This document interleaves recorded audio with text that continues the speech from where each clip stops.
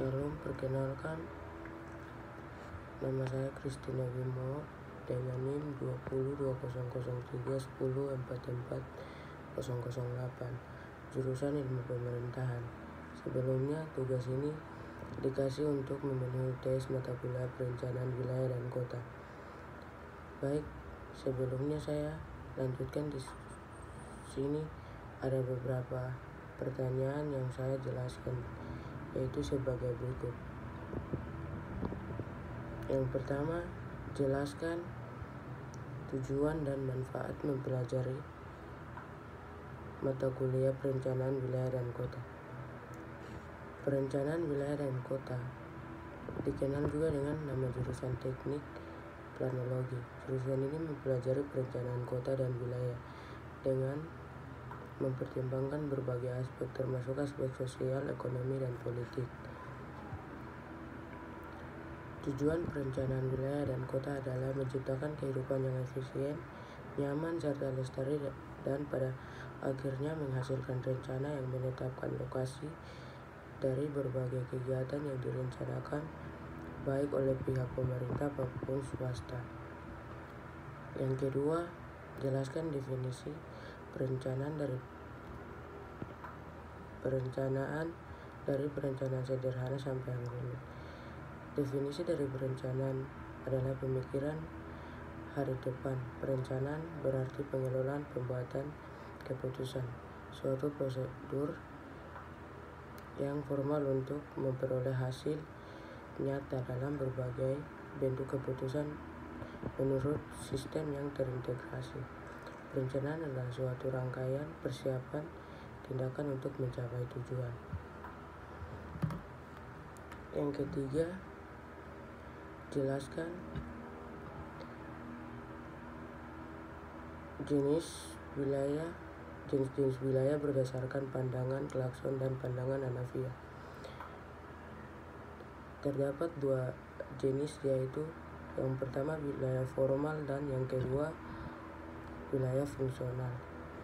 Wilayah formal dicirikan berdasarkan keseragaman atau homogenitas tertentu, misalnya berdasarkan kriteria fisik atau alam maupun kriteria sosial wilayah. Wilayah formal dibagi lagi menjadi dua, yaitu wilayah formal berdasarkan kriteria fisik dilihat dari kesamaan topografi, jenis batuan, iklim, dan vegetasi. Misalnya wilayah pegunungan, kapur, wilayah beriklim dingin, dan wilayah vegetasi mangrove. Yang kedua, wilayah formal berdasarkan kriteria sosial budaya, misalnya wilayah suku Banjar, wilayah industri tekstil, dan wilayah pertanian sawah basah. Wilayah fungsional. Sementara itu, wilayah fungsional dicirikan dengan kegiatan yang saling berhubungan antara beberapa pusat kegiatan secara fungsional. Yang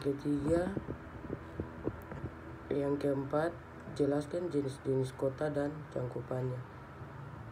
Jenis-jenis kota terdapat 5 bagian, yaitu yang pertama, kota kecil. Sebuah kota bisa dikategorikan sebagai kota kecil jika jumlah penduduk yang tinggal di dalamnya berjumlah antara 20 hingga 50 jiwa. Dengan mengetahui jumlah penduduk yang ada di kota kecil, pembangunan bisa dipusatkan dengan baik dan tepat supaya kebutuhan penduduk bisa terpenuhi dengan baik. Yang kedua, kota sedang. Kota sedang adalah kota yang jumlah penduduknya berkisar antara 50 sampai 1 juta jiwa. Yang ketiga, kota besar, 100.000 hingga 1 jiwa.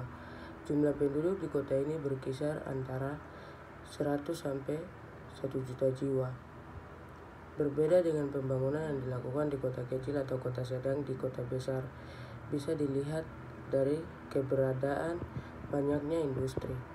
Industri ini memiliki peran membuka banyak lapangan kerja yang diharapkan bisa mewujudkan kesejahteraan masyarakat, baik masyarakat setempat atau pendatang dari tempat lain. Penambahan jumlah penduduk yang terjadi secara cepat yang berkisar antara 1 juta hingga 5 juta bisa membuat sebuah kota disebut sebagai kota metropolitan. Pembangunan yang terjadi pada kota ini dicirikan tata ataupun bangunannya lebih jauh modern dibanding 3 jenis kota sebelumnya dan selalu diperbaharui. Kota megapolitan. Sebuah kota bisa disebut kota megapolitan jika jumlah penduduknya lebih dari 5 juta.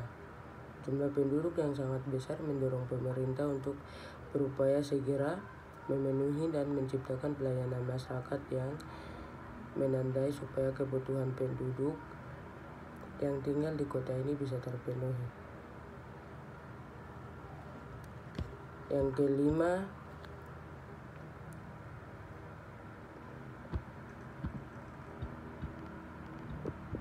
jelaskan pendapat masing-masing kota tempat Anda berdomisili berdasarkan perencanaan dunia.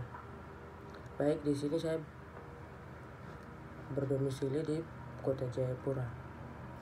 Kota Jayapura merupakan kota pantai secara morfologi, merupakan sebuah kota ini di teluk yang terlindung dan memiliki panorama yang luar biasa indah.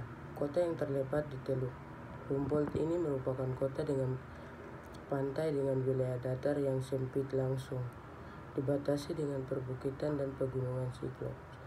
Kota yang memperingati ulang tahunnya bersama dengan dibentuknya kota ternama Hollandia 7 Maret 1910. Eksplorasi ke Papua oleh Belanda sendiri sudah dilakukan sejak tahun 1898. Sementara beberapa penulis menyebutkan bahwa dalam kitab Negara Keteragama Papua sudah dijelajahi zaman itu dan berbagai catatan ada dalam kitab tersebut. Kota Jayapura sendiri merupakan kota bersejarah pada Perang Dunia